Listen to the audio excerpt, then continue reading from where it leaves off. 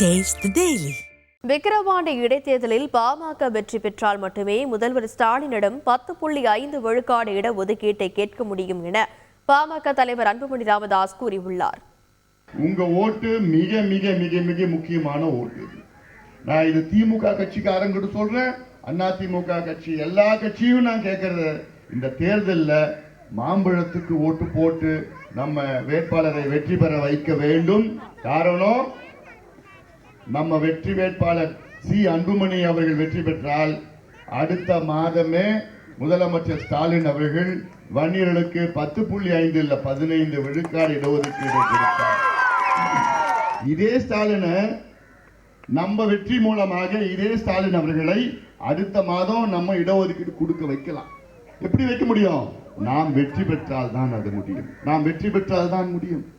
அதனால்தான் நான் கேட்கிறேன், இந்த ஊர்ல எல்லாமே கட்சி ஜாதி மதம் எதுவும் பார்க்காதீங்க.